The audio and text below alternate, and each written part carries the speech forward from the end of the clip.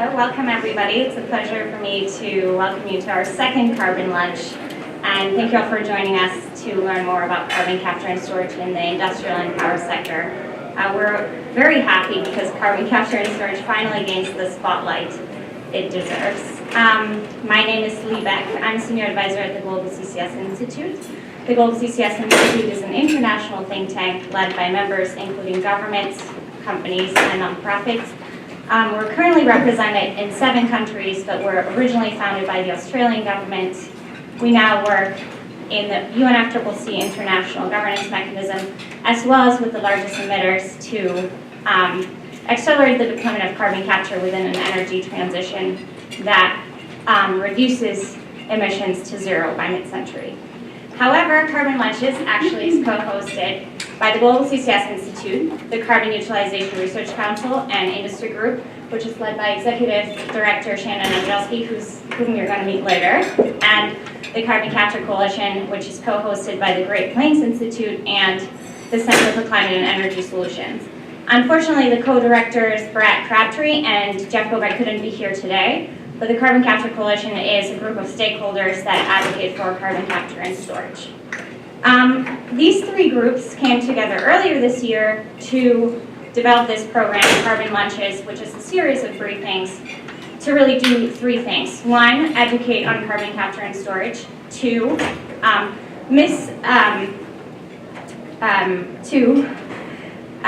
educate about carbon capture and storage and help people understand why it's an important climate solution. And 3, dispel any misperceptions that carbon capture and storage is an essential solution to the energy transition.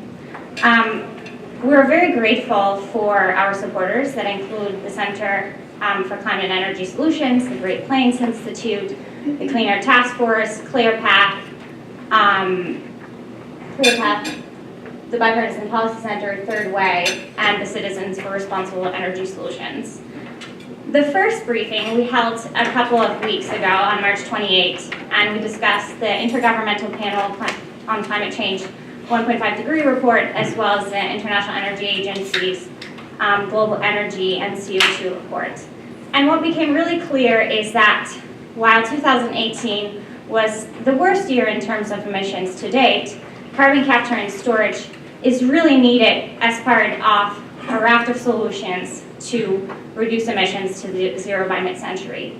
What we also learned during that briefing is that with climate ambition increasing, so does the importance of carbon capture and storage. Why? Because if we're looking at limiting global warming to 2 degrees, for example, the International Energy Agency expects 14% of emissions reductions to come from CCS by 2040. However, if we're looking to go to zero emissions, increasing climate ambition, which is important if we're looking to limit global warming to 1.5 degrees and really confront the climate crisis, then the additional emissions reductions between a 2-degree scenario and a 1.5 degree scenario, 32% of reductions are going to be delivered by carbon capture and storage. So CCS is really important for getting us across the finish line to zero emissions by 2050. According to the International Energy Agency, and that's why we're also here today, 70% of investment in the energy transition will be either directly by governments or driven by government policy. Hence, we're looking to policymakers like yourself to help us formulate and implement policy solutions to accelerate carbon capture and storage in the energy transition. We're also very grateful for Representative Tahoe's office and the staff today for helping us reserve this really nice room. With that, I'm really excited and it's an honor for me to introduce today's keynote speaker, Jason Grumet, who's the president and founder of the Bipartisan Policy Center. Mr. Grumet is respected on both sides of the aisle for his innovative approach to improving government effectiveness and impacting public policy. Over the last decade, the Bipartisan Policy Center has combined the best ideas from both parties to promote health, security, and opportunity for all Americans. In 2001, Mr. Grumet founded and directed the National Commission on Energy Policy, which produced a comprehensive set of policy recommendations, many of which were incorporated into the 2005 Energy Policy Act. Mr. Grumet led the Northeast states for coordinated air use management, where he expanded the organization's technical and advocacy capabilities and its increased presence in national policy discussion. Mr. Grumet regularly authors commentaries and editorials in national publication, as well as participates in various broadcast interviews on major cable news. He frequently speaks at national forums and testifies in front of Congress. Thank you so much, Mr. Grumet.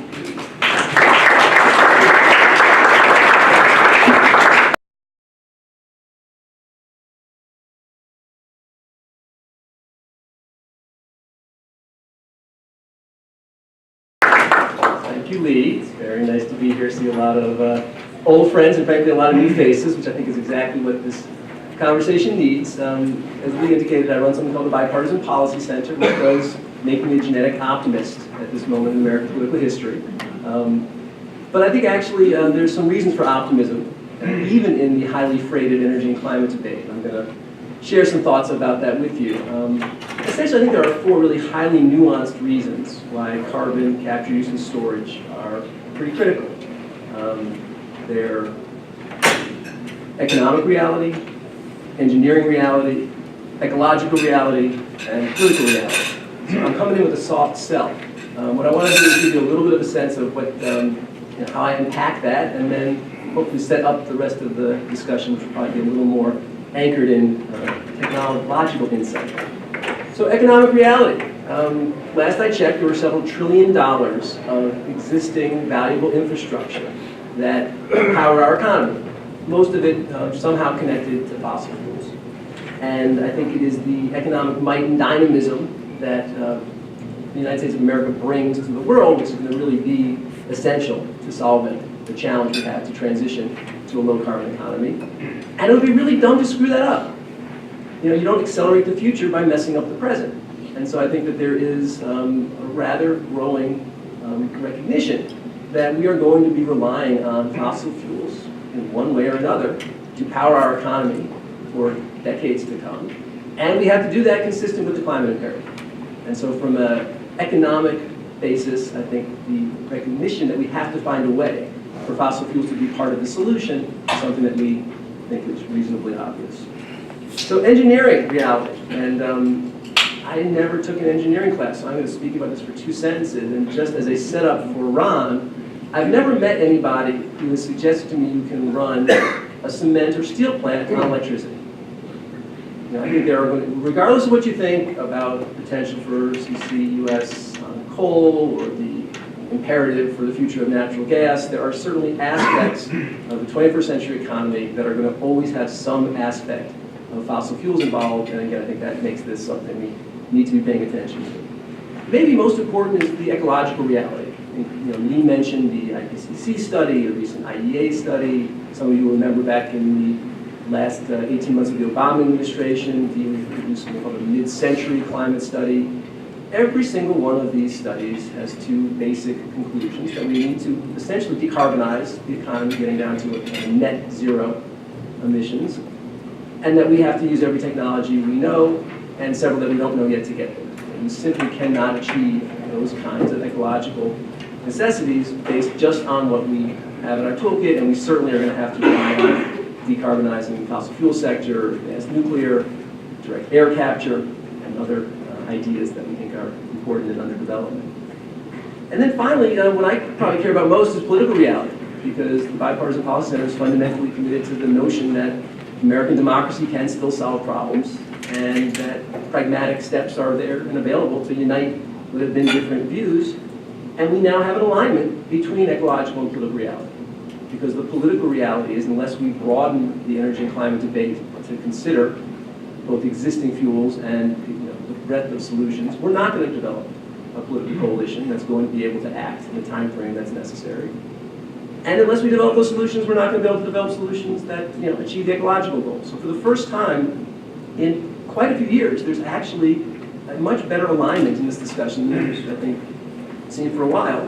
One example of that is 45Q, which are the 2 numbers in 1 letter that now just become kind of code for this community. But I'm sure most of you are familiar with the significant success in creating meaningful tax incentives for CCUS, as well as early aspects of the infrastructure around direct air capture.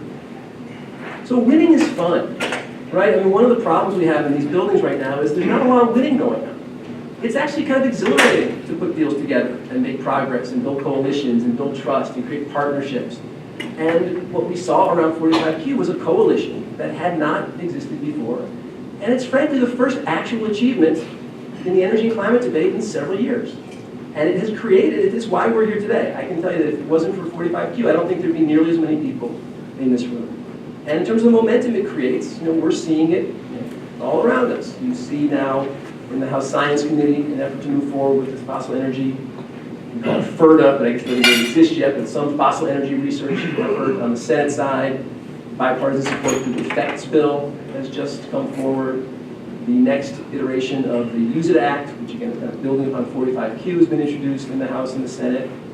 These ideas are bringing together industry and the environmental community in a way that has not been apparent for the last several years. It's forcing hard conversations in both communities. We are involved in a number of conversations with carbon-intensive industries about what their role and obligations can be, about climate change. We're having conversations with most of the big environmental organizations about how they have to understand the role of fossil fuels going forward. So, we have shaken the system in a pretty constructive way.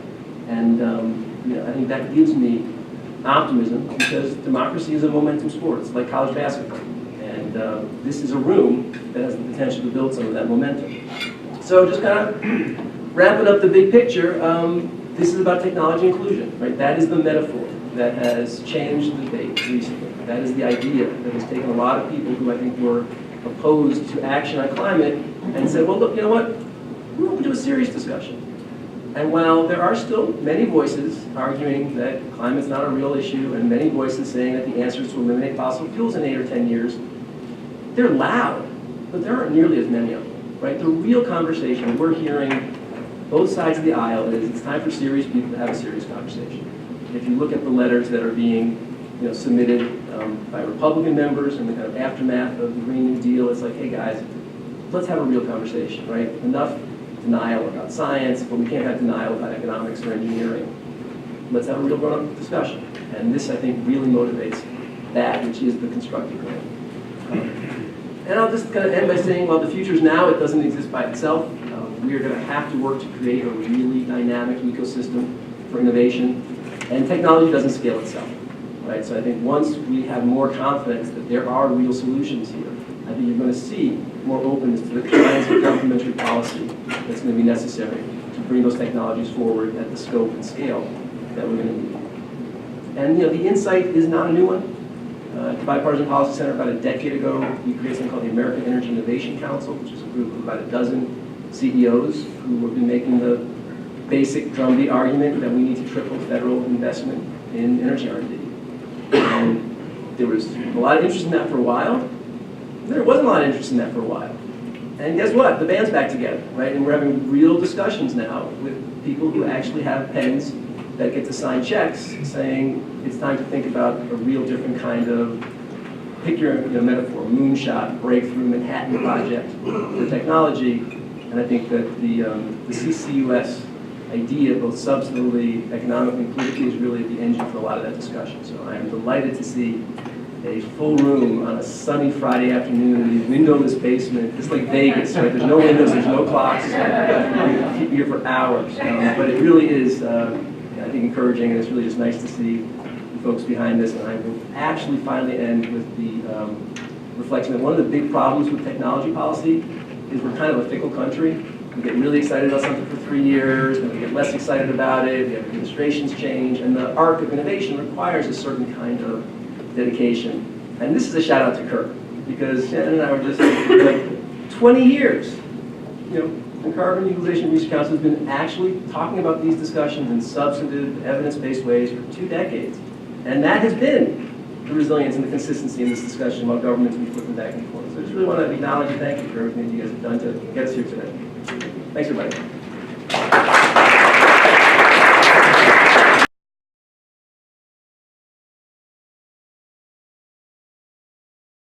Jason, for that. And you just led me into thinking about the fact that it's really, two things I really just want to point out before I introduce Neva. It's going to take sustained and what I call aggressive, but we might want to use a different term, policy support for carbon capture to have a similar success story in the near term, like wind and solar. And it can get there, and it will get there. And Neva's going to talk a little bit about some of the historical successes that we've had. So it's a good segue to that as well. And you underscored a really key point, I think that's important for everybody in this room to understand, which is carbon capture right now is a bipartisan effort. And it's a real near-term effort that can achieve really substantial momentum and then also success in the near term. I think that we can actually get real reductions with policies that are implemented through 45Q and others that are in consideration right now with effect, as you said, and the research and development that will complement all of that.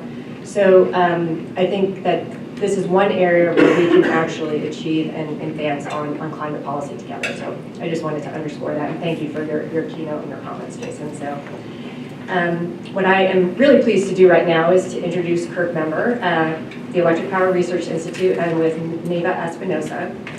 She's going to talk to us about carbon capture. A little bit of an education here, so I hope that you all came with your notebooks. She is the director in the generation sector at the Electric Power Research Institute, or as some of you know, EPRI. And Neva is responsible for advanced generation, renewable generation, and enabling technologies portfolio. And really what these areas focused on is research and development to enable tomorrow's power system to provide flexible, sustainable, and cost-effective power. Prior to joining EPRI in 2012, Neva had 10 years of operational and engineering experience in the power industry, so she brings a lot to this discussion. She spent her early career in plant operations and engineering at Knowles Atomic Power Lab and with Exelon and NRG, so she knows the industry really well. She has a Master's of Business Administration from Wake Forest and a Bachelor of Science degree in Mechanical Engineering, and she's a graduate of the Navy's Officer Nuclear Program and held a Senior Reactors Operator's License from the NRC. So that's really impressive. As a member of CURC, Neva and her colleagues at EPRI bring a wealth of experience that are critical to informing our technology policy efforts. And so I want to welcome you, Neva, and thank you for being here to discuss carbon capture today. Well, good afternoon, everyone. I'm super excited to be here, so thank you guys for spending the afternoon with us. I think we're going to have a really good conversation. So a little bit about EPRI. How many people here are familiar with EPRI? Fantastic, that's a lot of hands. I'm glad to see that. So EPRI is a 501c3 nonprofit R&D organization that looks at end-to-end power. We represent over 90%, our members represent over 90% of the power generated in the US today.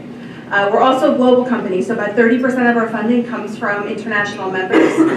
In the generation sector, which specifically focuses on utility scale generation, coal, gas, fossil, renewable, across the board, we're about 30% funded by international communities. And in some programs, a lot of our coal programs, closer to 50% funded by international communities. So we definitely get a broad perspective globally in terms of what's going on with different technologies and how we can bring it back and improve the power industry today. So I thought to start, we would look a little bit at the power industry CO2, where it is. This is as of 2017 statistics. Talk about some of our successes before we get into some of the technical stuff. If I get too technical, pretend like you're in Vegas. I think that's a good plan. I really appreciated that, so we're going to go with that. So this will be no surprise to you in terms of what we're seeing in terms of the fuel switch in the U.S. in the past 10 years or so. Right? So in 2017, about 30% of our power generation came from coal. About 30% or so also came from gas.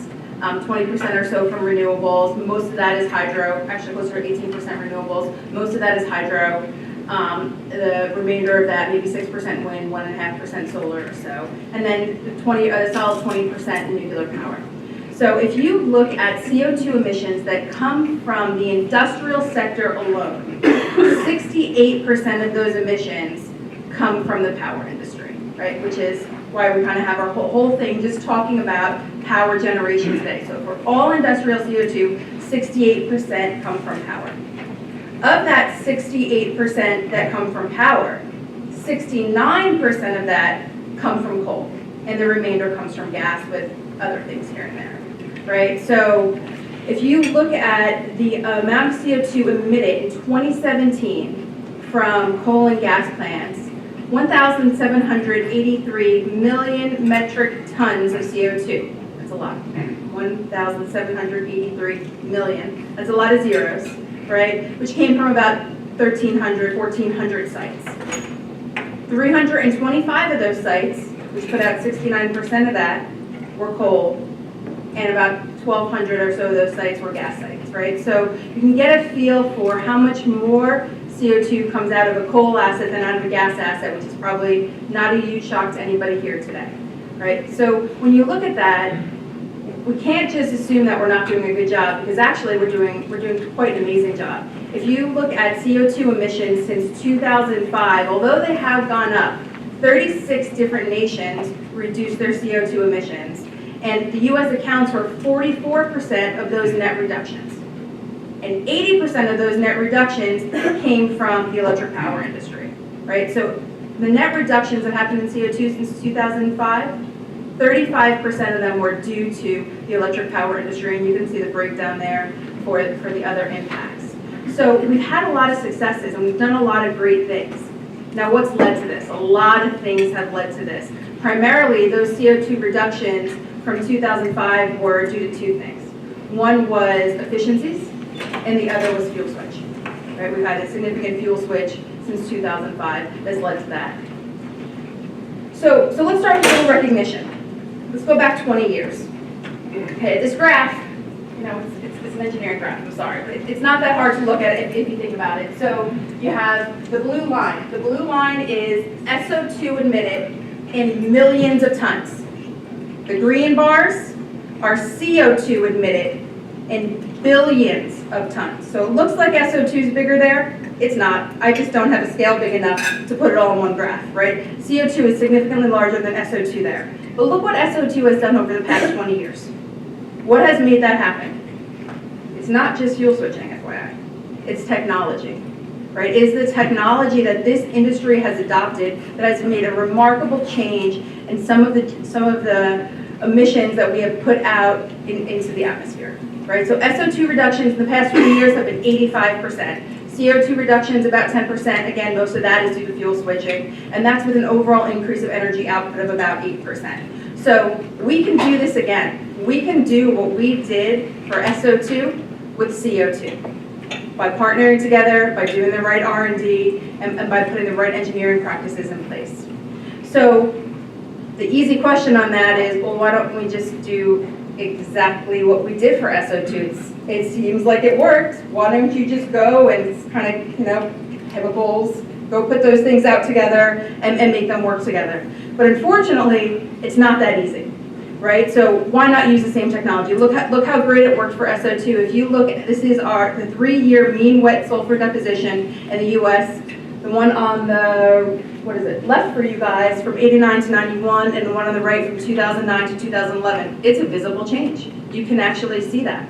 But there's some significant differences when it comes to SO2 and CO2, and it's in a matter of scale.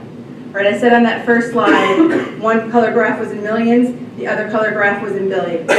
Right, SO2 is 1,400 parts per million in flue gas, and flue gas is exhaust that comes out of power plants. We're going to get into that a bit here. CO2 is 140,000 parts per million. Right, so you're at a factor of, and that should have another 0 there so we can update those before we distribute them. The comma's not in the wrong place, it's missing a 0. So 140,000 parts per million. So when you look at a matter of scale, the sorbents we've used and the technologies we've used for SO2 in the past don't translate to CO2 because just the amount of surface area you need alone to do it doesn't equate. Right, and that's when we get into some of the challenges with CO2 capture and some of the technologies behind it. So, carbon capture technologies today. There's basically 3 buckets you could think of when you think of carbon capture technology for power generation today, right? Post-combustion, right, before you're producing power. after you're producing power, pre-combustion, before, and then oxy-fuel combustion, which if you think of as advanced cycles, a different way to make power. We're going to get into this in more detail, and it's going to make a lot of sense, I think. So, bottom line though, is carbon capture technology is all about separation. How do you separate carbon from what it's attached to, if you will, right? In post-combustion, you're separating carbon and nitrogen. Pre-combustion, carbon and hydrogen, and oxy-fuel combustion, oxygen and nitrogen, right? And all of this, chemical equations. This all takes some certain amount of energy to do it, and it's quite a bit of energy to do it. So at the end of the day, what's going to make carbon capture technologies successful is minimizing cost, minimizing capital costs primarily, and minimizing energy costs, which come with efficiencies of the processes. So any one technology itself isn't inherently better than the other, right? They all work part of the laws of thermodynamics. It's how can we make these processes most efficient, and how can we reduce the equipment size and the engineering of them, and trading off the energy and capital costs to let economics determine what's actually going to win at the end of the day. So to talk about the four risks or the four realities in terms of what makes CCS something we want to go after, right? And a big part of that is the infrastructure we have on the ground today and the assets we have on the ground today. And by far, for a majority of the assets that are on the ground today, the technology that we focus on is post-combustion technology, right? So I'm going to spend a bit of time talking about what post-combustion technology means, how that impacts both coal and gas assets, before we get into some of the other technologies. Okay, so let's start by talking about a power plant. How many people in here have actually spent time in a power plant? Any? Great, that's fantastic. Okay, good. So, supercritical pulverized coal plant burns PRB. These are very simplified, very generalized prints here, right? So, how does this actually work, right? So, we have coal, we have air, we have fire, we combust it. That's all pretty straightforward. Let's say we put in 100 megawatts or so of fuel for the sake of the conversation, right? What comes out of that? We boil water, we get steam, it goes forward to a steam turbine, and we get about 38 megawatts on average out of a steam turbine putting in 100 megawatts in, about a 38% efficiency plant, right? You spend about 3 megawatts running the other equipment in the plant, right? I put like 3 components on there. There are thousands of components in a power plant, right? So 3 of those megawatts, 3% goes back to power all the things you need to power to generate that 38 megawatts. And then you have a bunch of exhaust that goes out, and that's where you get CO2 emissions. You get a lot more than CO2. You get oxygen, you get nitrogen, you get some argon, you get lots of stuff, right? But the CO2 emission for a typical coal power plant is about 0.775 tons of CO2 per megawatt hour. And then you have some other energy losses. You have condensate that goes back, and you have some recirc. But that's kind of the basic operation of a power plant. It's pretty simple, right? And that's a coal plant. It gets slightly more complicated when you look at a natural gas combined cycle plant, but it's relatively the same, right? So you have the same cycle here, right? If you think of the coal plant cycle you had over here, the steam cycle over here, you're just adding a gas cycle on the bottom. So on the bottom right-hand or left-hand part there, you see a gas turbine. So you have natural gas, you have air, and you have some ignition that sends power out of your gas turbine. So again, let's assume we put 100 megawatts of fuel into a combustion turbine. Right away, you get out 35 megawatts to the grid from your combustion turbine. Okay? Then you take that exhaust gas that comes out of the combustion turbine, and you use that to heat water, just like you did in the boiler in the steam cycle. Right, so now you're heating water, which is sending steam forward to a steam turbine, and you're getting an additional 17 megawatts out of that. Right, so now you have a 51 or so percent efficiency for the same amount of fuel input because of the combined cycle aspects of this plant. Right, and then the other process is still generally the same. You have exhaust that's going to come out of your heat recovery steam generator, and that's going to put out some CO2 as well as other things in your flue gas. You'll see that the CO2 concentration here is much less for gas than it is for a coal plant. And then the same thing, you have recirculation of condensate and whatnot. So if you took like a count, and you can kind of see the pluses and minuses, what came in and what went out on the bottom left-hand side there, or right-hand side there for you guys. So pretty simple flows that end up happening for a natural gas plant, just like a coal plant. You'll also see a difference in the natural gas unit of this right here, this 1 megawatt of auxiliary power, right? So we talked about the amount of power it takes in a coal plant to run the plant itself. It's about a third of that for a natural gas plant. So there's less equipment, it's just a bit more simple. You don't have pulverizers, you don't have as many feed pumps, you don't have as many things as you do in a coal plant, not quite as much of equipment to keep it running and operating. Okay, so these are the plants as they stand today. This is before we've added any kind of carbon capture technology onto them, and we'll get into that in a second. So when you talk about post-combustion carbon capture, there are really kind of 4 key technologies that are used. I'm not going to get into the details of these technologies. This is as far as we're going to get into these technologies, right? But they're good to know, right? We have absorption, adsorption, membranes, and cryogenics, right? Similar to, I said, post-combustion is what's mostly on the ground today. Absorption is mostly what's on the ground today for post-combustion capture, right? The one all the way on that side, using sorbents and amines and things like that. So fundamentally, the technologies used for post-combustion capture are the same for coal and gas, right? They're asset agnostic. They don't care whose flue gas they're cleaning. They're going to clean it, right? And that's really important as we look at the investments we're making in this area, the R&D we're making in this area, to understand what's different and what's the same and how we can leverage those engineering decisions is really important as we make those investments. So again, there's no inherent energy advantage over one of these things versus another, because it really comes down to, can you separate them efficiently with low capital cost? Okay, so where do they go on a power plant, right? Because that's where the capital cost comes in. Okay, so in the field today, you have flue gas that comes in. It goes to some kind of, doesn't really work on that screen, some kind of CO2 technology. Right, that's showing an absorbent technology. You have flue gas out where the CO2 is removed, and then you have CO2 going out in a different place. What's important to look at here, and what's not shown, I'm going to show you in a second, are all the other things that have to interact with this system that add additional cost, and we need to get that cost reduced. You have to have steam in and out, right? You have some heating capability.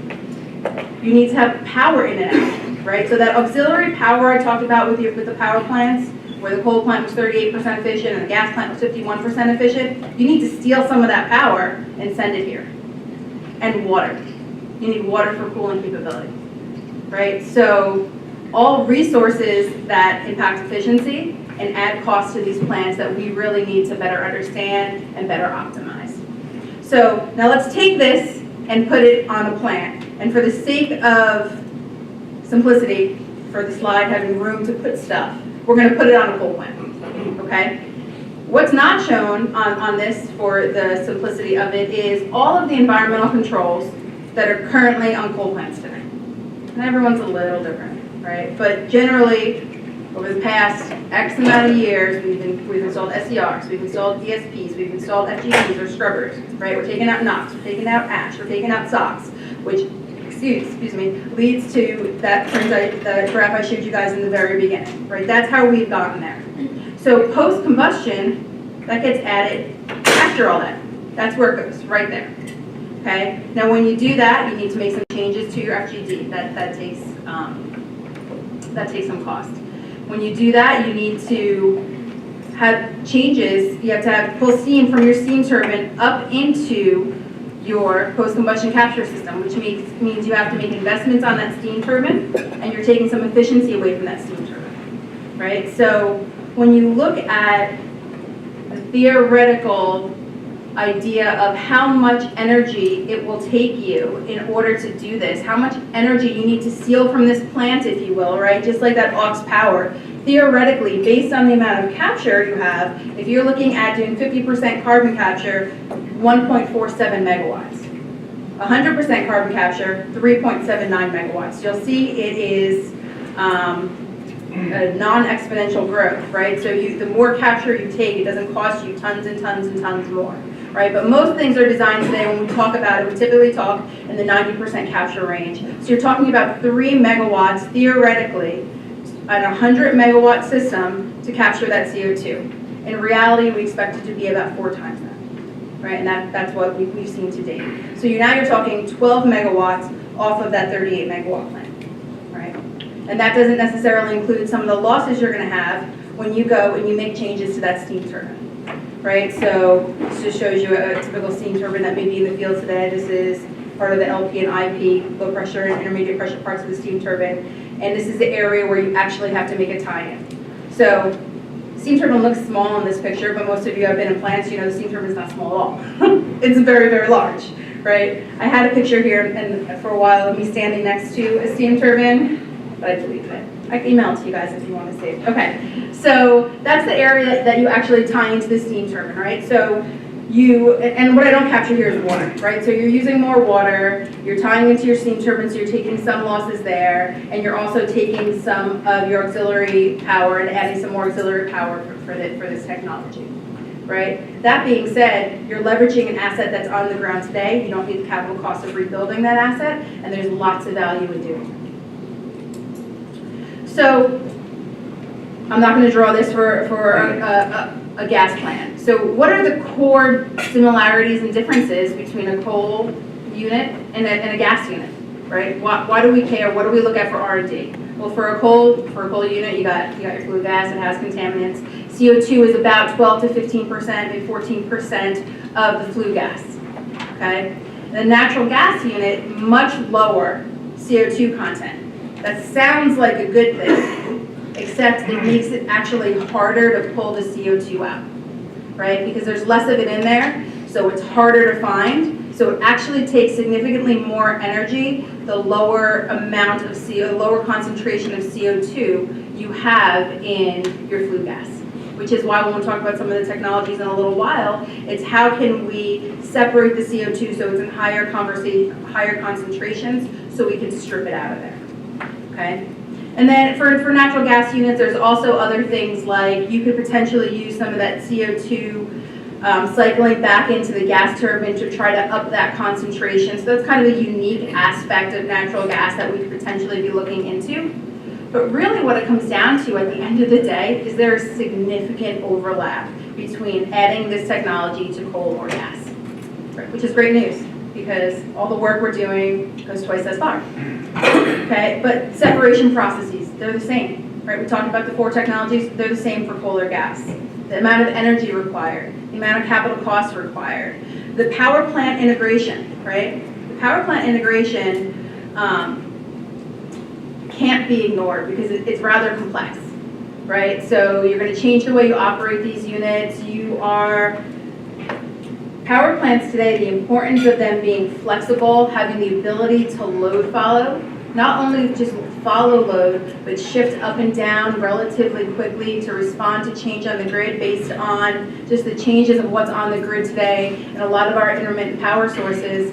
That's a challenge. It's even a challenge today with our existing environmental control equipment, which many times limits that flexibility. So all of the R&D and all of the work around those things to make this a reality is fully translatable to both types of assets. Okay. So technology is essentially asset agnostic.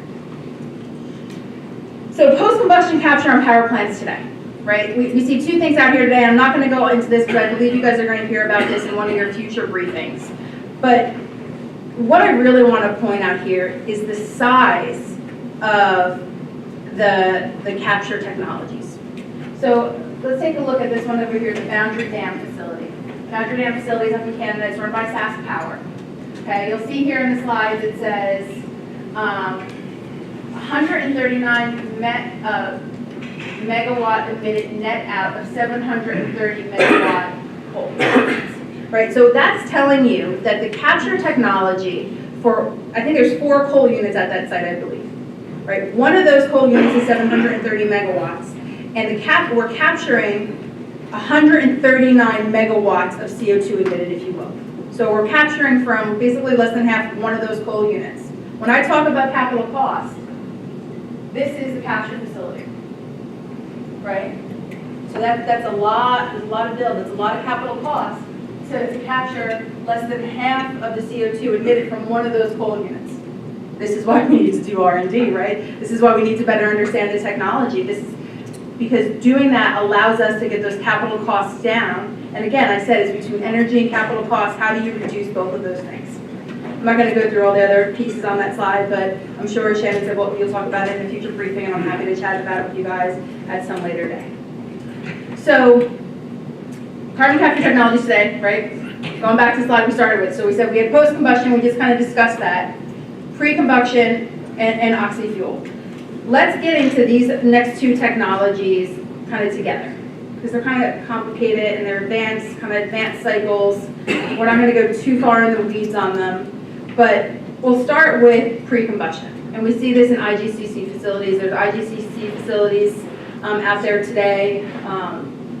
There's one in the U.S. currently operating. There was another in the U.S. that was capturing carbon that's not running right now. Okay, but when you look at an IGCC plant, the difference is you are doing separation before you combust anything, right?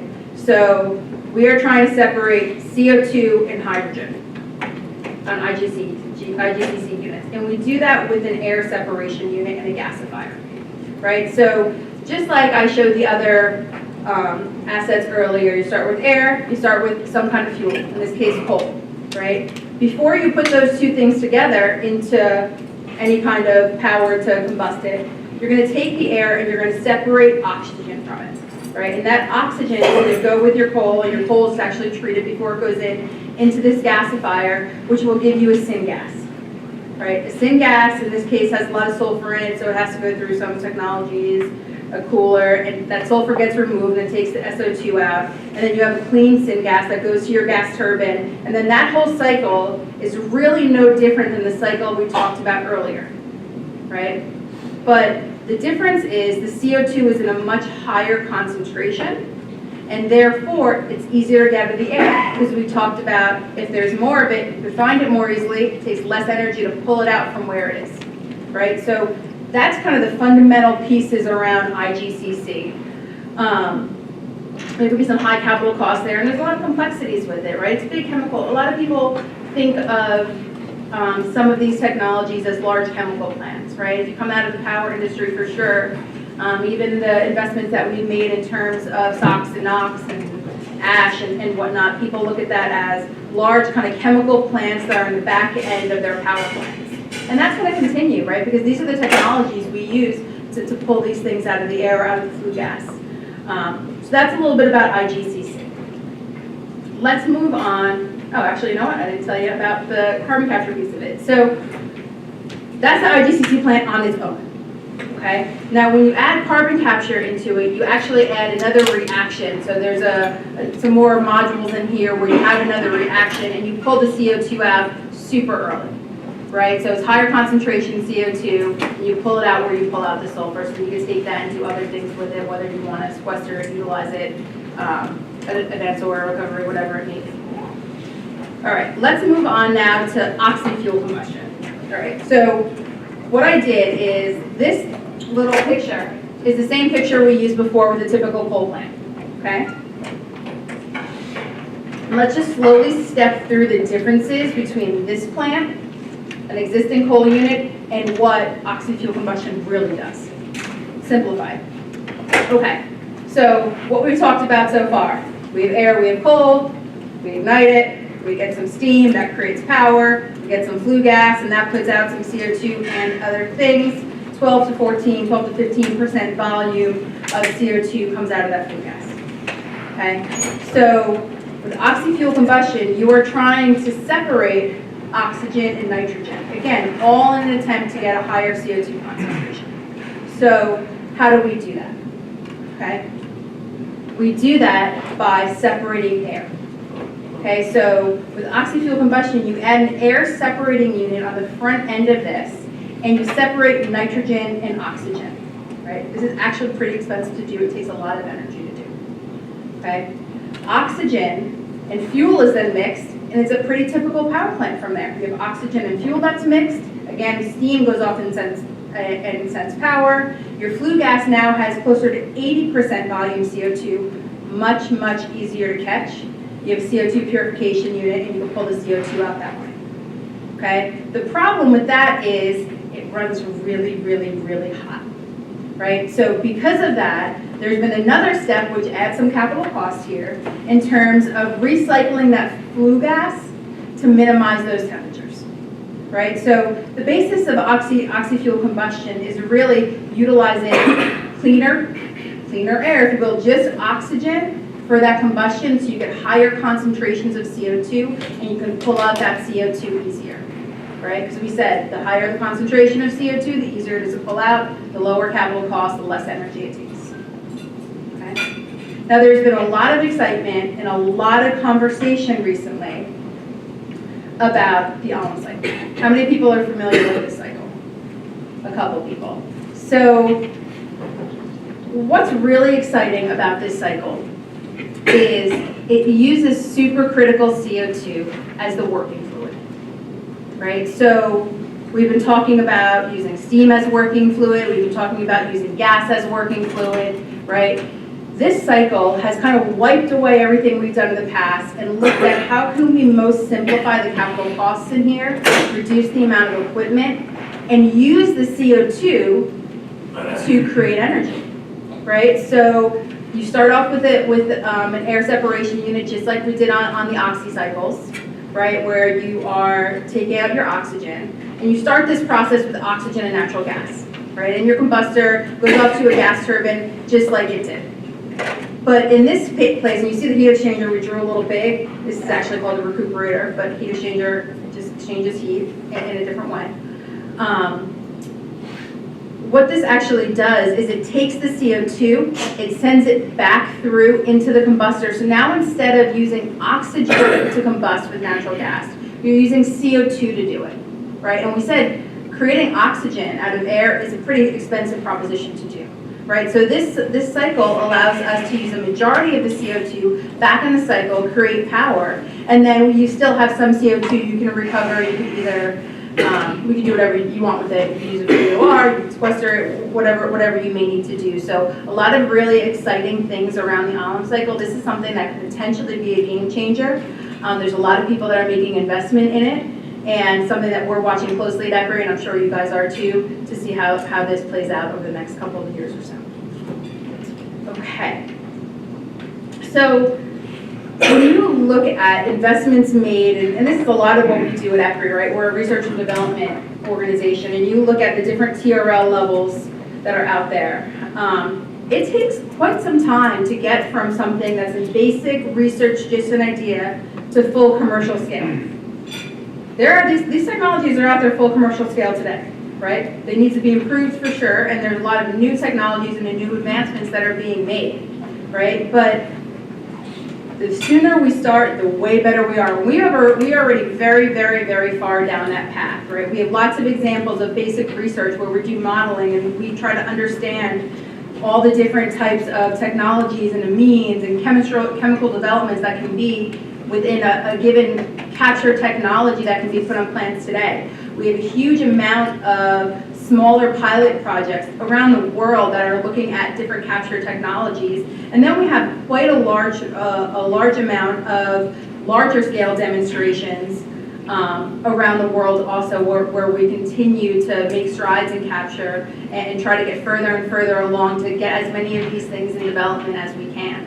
And in addition to what was talked about earlier, what we're seeing in the power industry is a lot of our members specifically are a lot more interested in this technology over the past couple of years than they have been maybe a while ago, right? So we've just, over the past couple of weeks, matter of fact, we've gotten a lot of calls from members really excited and really looking to make some investment in these areas and figuring out how they can be a leader in capture technology. So really actually exciting time for us at EPRI, exciting time in the industry, exciting time for the country to see how this helps lead us to our CO2 future.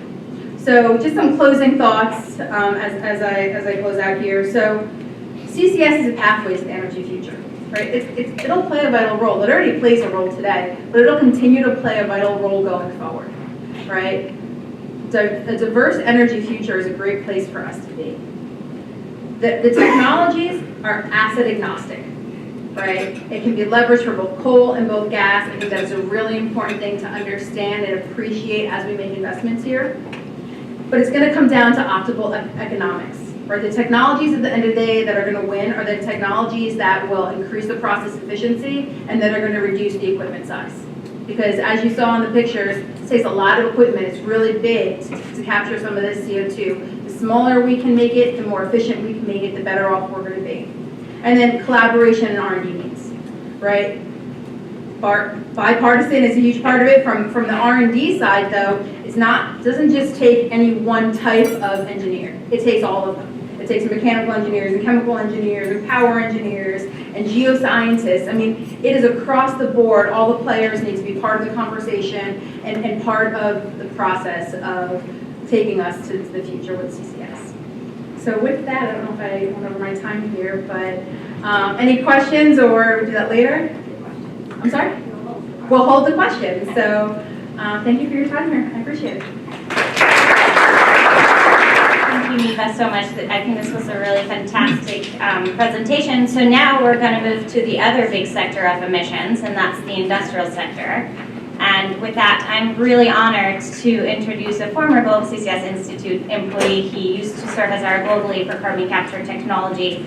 And now he's the principal Ron Munson is the principal and founder of Cogentiv Solutions, a consulting organization focused on developing customized, actionable solutions in carbon, energy, and environmental managing.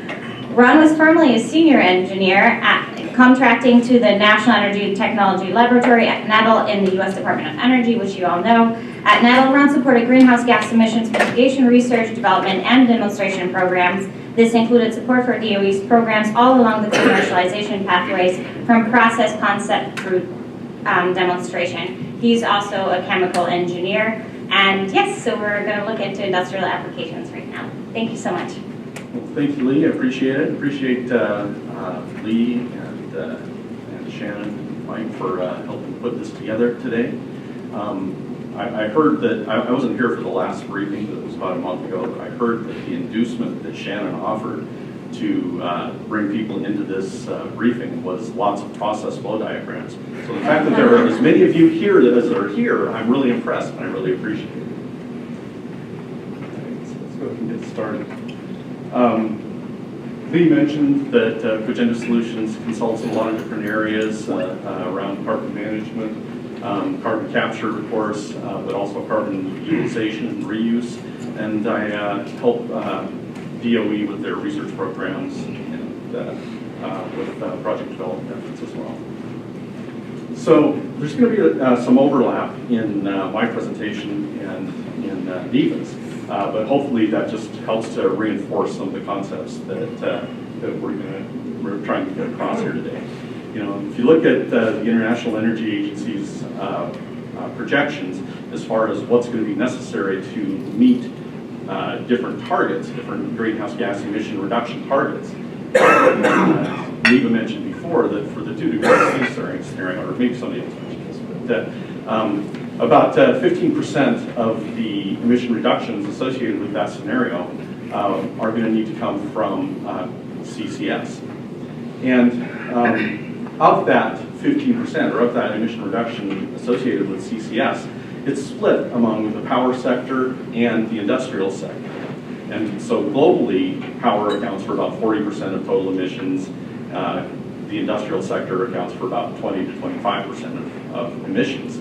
In terms of the amount of CO2 emission reduction that will come from CCS, it's really split fairly evenly. There's a little bit more that's projected to come from power production.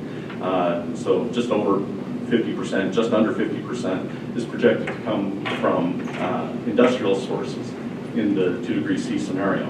The other interesting part of this is that if you look at the more stringent scenario that they've evaluated, looking at the much less than 2-degree scenario, a lot of the additional emission reductions are going to need to come from CCS. And if you look out at the 2060 timeframe, about half of the emission reductions in that time frame are going to be associated with CCS. So it's clearly something that we need to think about.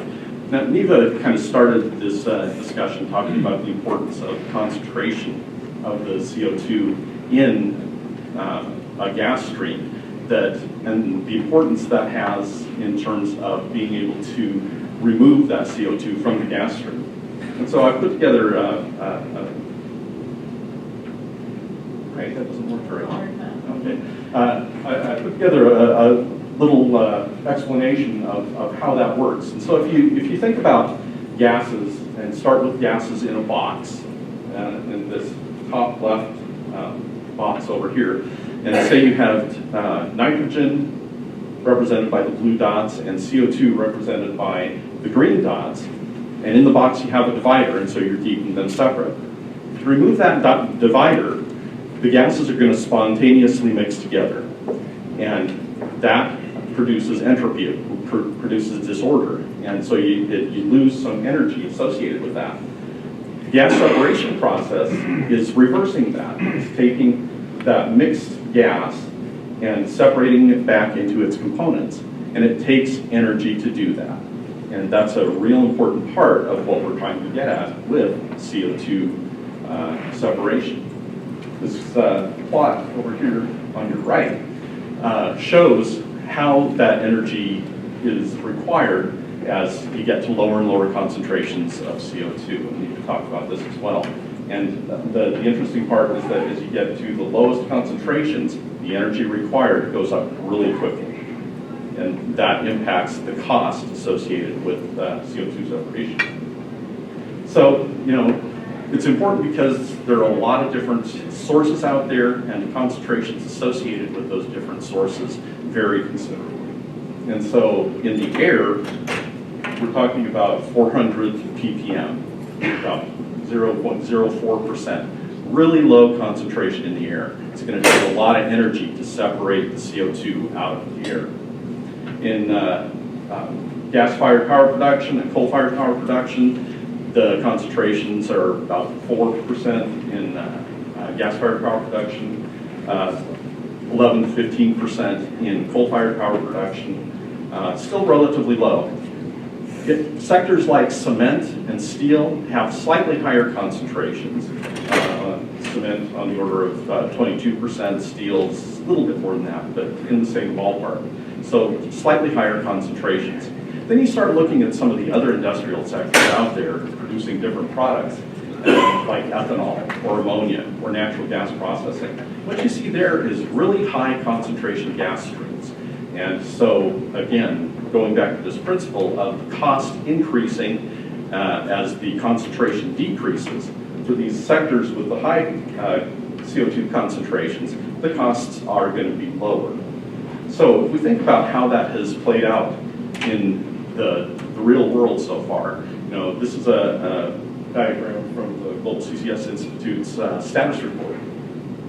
It shows kind of the history and the future of large-scale carbon capture facilities globally. And there are a couple of interesting things to note here. The dotted lines moving across the plot represent the different sectors where these facilities are operating. And the thing that jumps out most there is that there are a lot of them associated with natural gas processing. The blue dot, or the light blue dots represent facilities that use their CO2 for enhanced oil recovery. The dark blue dots represent saline storage. Okay? But a lot of facilities associated with natural gas processing, a few others with some of the other process industries as well. The power sector facilities that are in operation, that Neva pointed out earlier, are the Petronova facility and the Boundary Gap facility up in Canada. Those are much lower concentration, and so they're going to be more expensive to capture the CO2. These top two are kind of interesting. They represent sectors that have not been active in carbon capture before, but one of them is cement, and the other is waste incineration. Those are both in Norway, and they're both undergoing FEED studies at the moment and are expected to move forward soon. But again, those sectors represent low concentration sources. So, what we've been taught by what has actually happened so far is that the sources that have high concentrations are the ones that dominate the operating facilities that are out there right now. And so things like ethanol production, ammonia production, natural gas processing, high concentrations, lower cost of capture. The lower concentration sources have far fewer facilities because their costs are significantly higher. And the facilities that have gone forward in those sectors have required a substantial amount of public support. So what does that mean in terms of actual costs? A report was put together about a year and a half ago, that looks at the costs associated with these different sectors. And again, these high concentration sectors have relatively low capture costs on the order of $20 per ton. In this graphic, I'm showing both the first-of-a-kind cost and the nth-of-a-kind costs, and that's a significant factor as well. Anytime you do something for the first time, it's harder. You make a lot of mistakes in the planning process. You build in lots of redundancies so that, if something goes wrong, you've got a backup system to take care of it. Those first-of-a-kind costs are always significantly higher than after you've built the fifth or sixth facility that is using a particular technology. And so the difference between the green bars and the gray bars is a representation of that difference in cost associated with a first-of-a-kind versus an nth-of-a-kind facility. The other interesting piece of this is that these are all based on modeling studies, and I'm a former modeler and have a great appreciation for that. But what we've seen on the ground is that the differences are actually substantially larger than that for going from first-of-a-kind to nth-of-a-kind. So, what are the technologies that are out there being used? And Neva did a great job of starting us down this road, and so I'll just kind of run through it quickly, and in the context of different concentration sources. But there are solvent technologies, sorbent technologies, and membrane technologies that are out there being used at scale right now. For both the solvent and sorbent technologies, they kind of operate on similar principles. It's just that the solvents use a liquid to grab the CO2. The sorbents use a solid to grab the CO2. So the CO2 ends up being associated with solid particulates for the most part. There are a couple of different mechanisms that are important in removing the CO2 from a gas stream. And so there's physical mechanisms, so physisorption, and that's just kind of a weak association between the CO2 and the capture medium, the sorbent or the solvent. And those kinds of approaches are really good for high concentration gas streams. But if you have the lower concentration gas streams, like we see in power production, in cement and steel, you need something that is actually going to go out there and really grab that CO2. And that's a chemisorption approach. And so it actually forms chemical bonds between the CO2 and the solvent or sorbent that you're using. And so one of the challenges there is that when you've made those chemical bonds, you have to work harder to break those chemical bonds. And so it requires even more energy. The other approach that is being pursued is membrane-based capture. Membranes operate by exposing your feed gas to a membrane surface, and that surface is specially designed to allow one component to move through fairly quickly while the other one does not, and so you get gas separation based on that. Again, as Neva mentioned, the vast majority of the facilities that are out there operating right now use solvent-based systems. There's one large-scale facility operating down in Port Arthur, Texas, that uses a sorbent-based system. It's a hydrogen production facility. And then there's also one membrane-based capture system that's being used in natural gas separation at Lula in Brazil. Okay.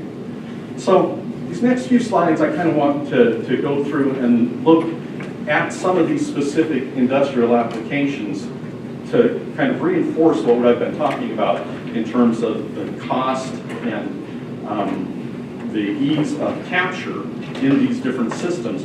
And it helps explain why these systems offer a real opportunity moving forward for carbon capture, and why they've been the ones that have dominated the facilities that have been produced so far.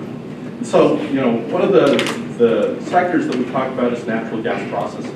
Whenever you extract natural gas from the ground, it doesn't just come up as a pure system. It always has other stuff in it. Some of the other stuff often includes CO2. And so if you want to sell that natural gas and put it into a pipeline, you have to remove that other stuff before you can do that. And so it's just a natural, everyday part of doing business for them to remove the CO2 as part of the natural gas processing industry. And so you end up with a gas stream that's very high concentration, pretty high pressure too. And so it's inexpensive to go ahead and put that into a pipeline and send it for storage or use. Fertilizer production is a similar type of thing. It's, again, just kind of a natural part of doing business in the fertilizer or ammonia production industry. And so, you know, you start out with your fossil fuel, usually natural gas in this case. You reform that to form syngas, which is mostly carbon monoxide and hydrogen. You shift that syngas, so you convert most of that carbon monoxide into carbon dioxide and more hydrogen. And at that point, you can separate out the CO2. They have to do that in ammonia production because this next step involves a catalyst that would be poisoned by the CO2. So again, they have to remove the CO2 in this process. Now, a lot of times what they'll do is they'll take that CO2 that they've taken out of it, move it over, pipe it over to another production unit to generate urea. But if there's excess CO2, then that can be compressed and then sold. And that's done at a couple of facilities in the Midwest, in Kansas and Oklahoma. Ethanol production is another interesting one. You'd start out with some kind of biomass, corn, sugar, or something like that. You grind it up, process it, get it into a form that you can deal with, and then you send it for fermentation. The fermentation process generates a almost pure stream of CO2 coming out of it.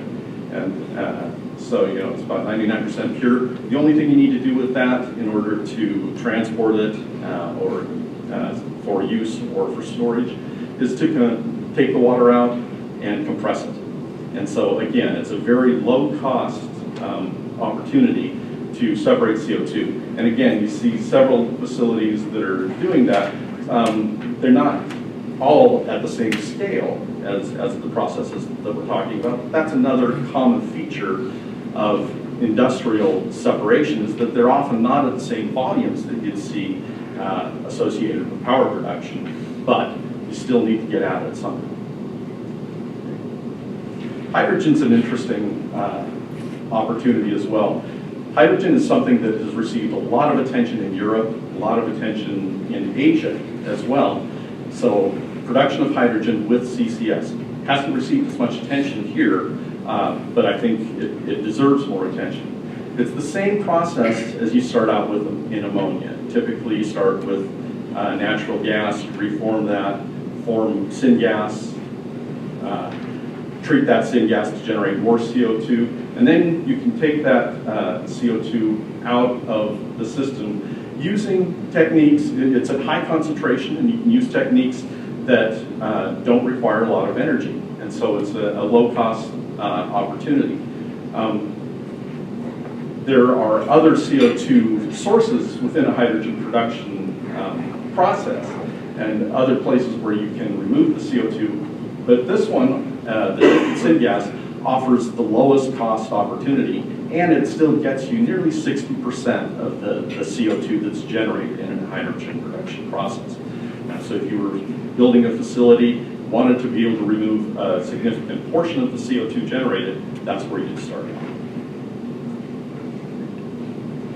The last sector I want to look at in a closer way today is the cement sector. And Jason mentioned this earlier. There's no way to electrify your way out of CO2 production in the cement sector. And that's because one of the key processes associated with cement production is this process where you take calcium carbonate, heat it up to drive off the CO2, and you produce calcium oxide. You know, that CO2 that's produced out of that process is going to be produced if you're going to make cement, and so you absolutely have to do it. The only way to mitigate that is to capture that CO2. Now, the way most cement plants operate now is all of the waste gases that are generated in the process are all combined together and sent up through a stack at the end of the plant.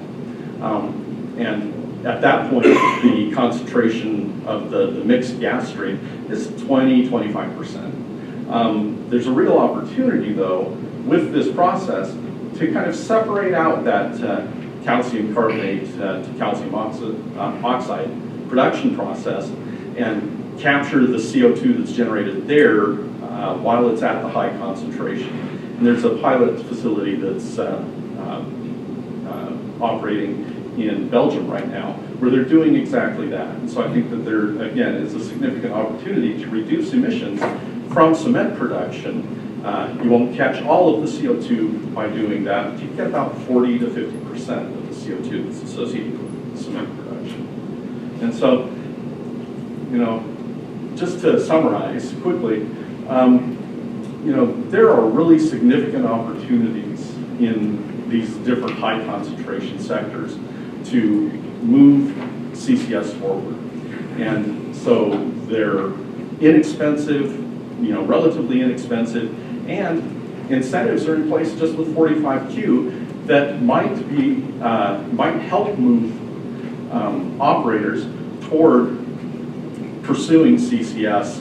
I think they need a little bit more in terms of incentives, but in terms of the cost of capture, they're low enough that there is a real opportunity there. The costs in the other sectors, the low concentration sectors like power, steel production, they're higher, and they're still a significant barrier to deployment. But there is research and development that's going on now to lower those costs. A lot of the research that is being done for the power sector could be transferable to these other sectors as well that might help drive down those costs. And like I said, you know, incentives and policy actions are a critical component of driving this whole thing forward. And so that needs to be a major part of what we're talking about and what we do moving forward. With that, I kind of ran through it quickly, but hopefully there's some explanation there, and if you have questions, I'm happy to answer those.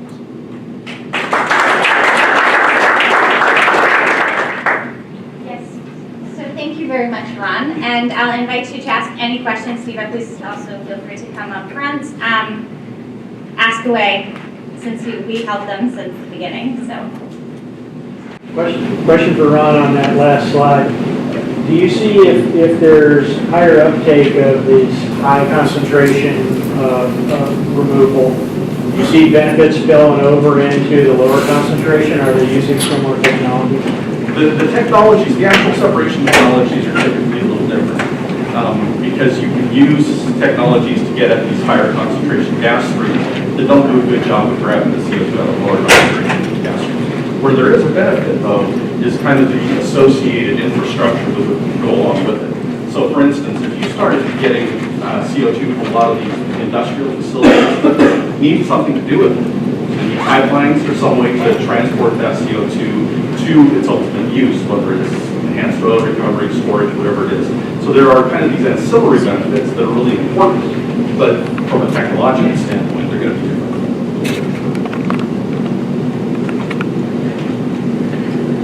For ethanol, you mentioned the costs are still around $20 a ton. I know that's mainly from dehydration and compression. Is it the same also for ammonia and production and natural gas processing? Is it the same to dehydration and compression? And then are there opportunities to reduce those costs further? So the costs are similar in those different sectors, associated exactly with what you say with dehydration and compression. You know, there probably are some opportunities. One of the things that NETL has been working on for several years, probably with every involvement, is the development of compression equipment that is more efficient and more effective. And so that's has potential for some real cost reduction. I think that technology is either now or has just finished being tested. It's gone through several corporate changes in terms of who's doing it, but I think it's Dresser Rand that owns the company that is pursuing that technology. Remgen, the original company.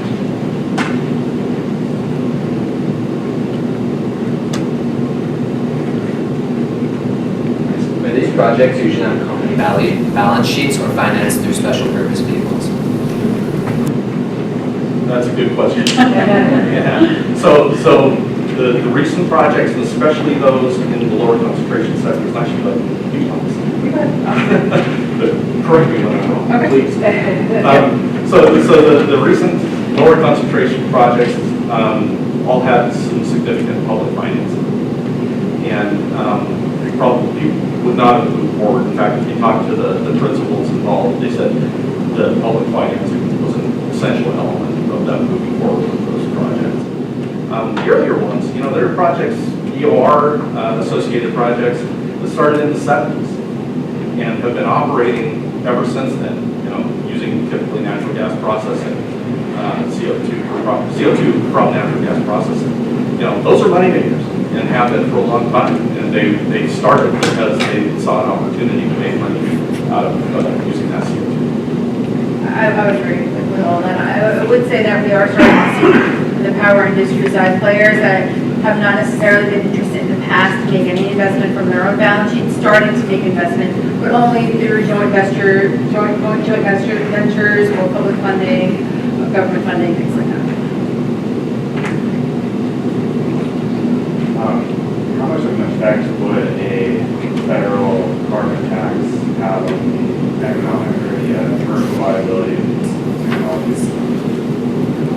I'll let you. Yeah, I don't really have an answer for you on that, to be honest with you. So, I can go back and see what models we have, but I don't have an answer on that. The one thing that you can say is that if you really want to get this moving forward, you need incentives of some kind, right? And that's an example of what type of incentive that might go into it. Talk a little bit about the existing commercial products for carbon capture technologies today for power plants. Sure. Well, so there's a lot out there, right? So we've done a lot of work at EPRI that analyzes. We have analysis over 250 different solvents that are out there today. We have a lot of models that we have built internally in-house that looks at them to really understand the proprietary nature of them, what kind of chemical composition, how they break things down, what the reactions look like, what type of energy is required. And different companies have different proprietary solutions around the world, right? So even understanding that modeling of it, right? Modeling of thermodynamics is relatively easy. There's software that does it. But understanding what those reactions are that go into that modeling is actually quite complex. So understanding how a different given technology or a different given solvent will actually behave for a system, how the system's designed, it's pretty complicated. But if you're interested in learning more about it, I could show you our website that we have that has lots of different information on. It's with regard to the vendors or the number of companies providing these technologies. Can you give us some insight? Well, so like I said, there's over 250 different solvents out there today. We don't necessarily do vendor evaluation or say this one's positive, this one's benefit. EPRI does not do any type of lobbying or advocating for one company or another. We just do have objective evaluation of how those solvents behave. And like I said, I have a website I can share with you if you can see what that landscape looks like. If you just look at the commercial facilities in power, there's just two, right? It's Mitsubishi, that one of them can't solve the other, but there are a lot of companies. That's right. Developing solvent and other types of technologies that I think have a lot of opportunity to move forward. And most of those are still at the pilot demonstration scale. So it's not tomorrow, but they're coming. You guys both talked about the importance of getting the cost out of removing the carbon. I guess the flip side of that coin is to find a more valuable use of the carbon so somebody will actually buy it. Do you guys, either of you work in that area as well? So we do a lot of, we do some work in carbon use, but the bottom line is the amount of, if we really go do full capture, 90% capture of power generation, there's probably not going to be enough use for the carbon in industry today. So you have to find other things to do with it, which is part of the reason things like the element cycle are so interesting, because they provide a use for that carbon to provide power, right? But I don't know if you have any perspective on that. Well, no, I mean, from a pure volume perspective, it's the volume that is generated is going to overwhelm any individual use and in any sector. The one thing that it can do is if you can generate some kind of a revenue stream as part of your process, then that can offset some of the costs associated with capture. Now again, it's a numbers game, and the volumes associated are a challenge, but there are opportunities out there, and that's an example where early adopters may actually have an advantage, because they'll be the first ones to that market, and that market's only so large.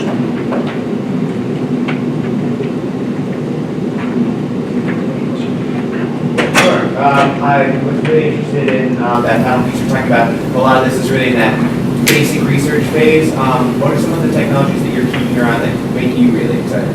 Well, so a lot of this is basic research, a lot of it is much further along, right? So I think what really excites us are the new and innovative cycles. I think it's really great.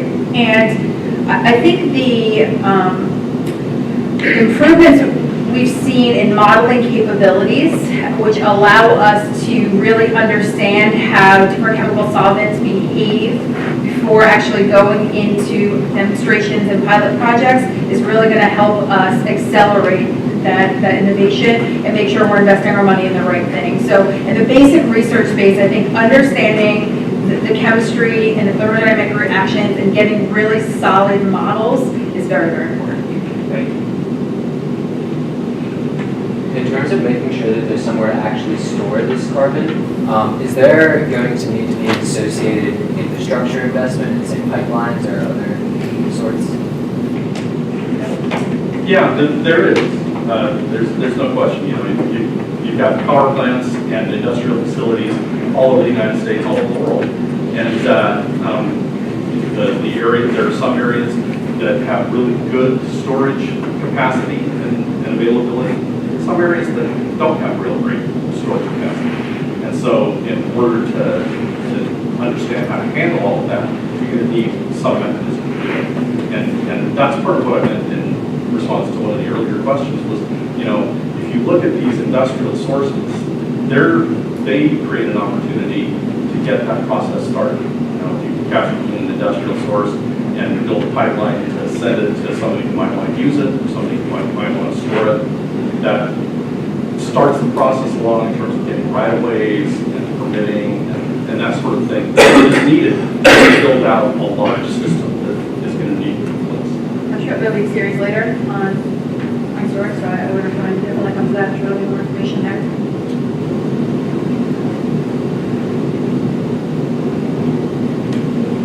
Great. If nobody else has questions, I guess we're going to adjourn. Yes, it's correct. We're going to meet here again, not in this room, probably on the Senate side, on May 31st for the next carbon lunch, which will be on carbon storage in particular. And if you have any questions in the meantime, please don't hesitate to reach out to any of us. Thank you very much for coming.